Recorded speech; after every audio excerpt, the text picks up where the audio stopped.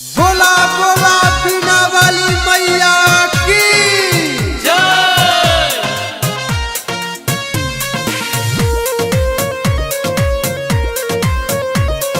मां Shitala recording studio Bihar Sharif.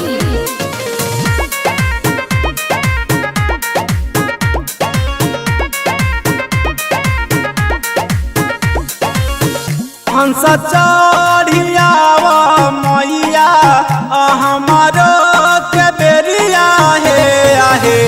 हंस चढ़ियावा मैया हमारो के बेरिया हे आहे। डुबती नैया मैया फेरी दिन नजरिया हे आहे। डुबती नैया मैया फेरी दिन नजरिया हे आहे।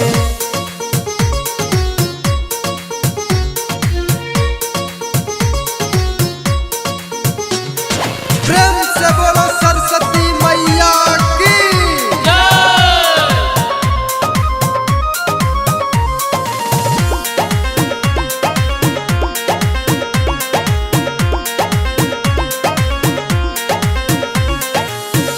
आन पढ़ गवार बानी बुद्धि लड़कैया। शाम सुर जानी नैखे बानी गवैया।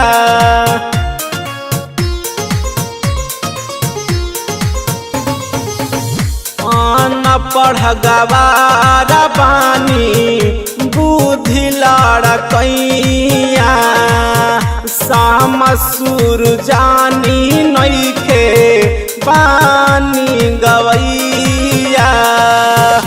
अधमा जिनगिया मैया कर दिन जोरिया हे आहे। डुबती नैया मैया फेरी दिन नजरिया हे आहे। डुबती नैया मैया फेरी दिन नजरिया हे आहे।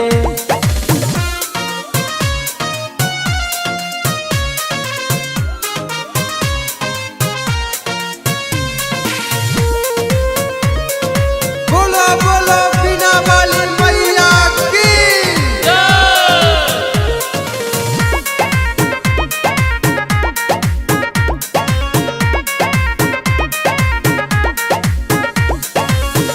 वेद पुराण गावे तोहरे भजनिया। आसरा लगवले बानी रौरे चरनिया।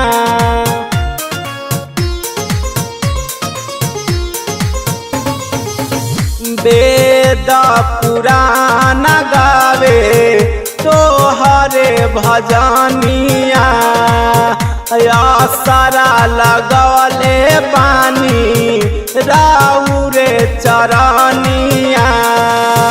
नीरजनी दिशा सोनू करे हाथ जोरिया हे आहे। डुबती नैया मैया फेरी दिन नजरिया हे आहे। डुबती नैया मैया फेरी दिन नजरिया हे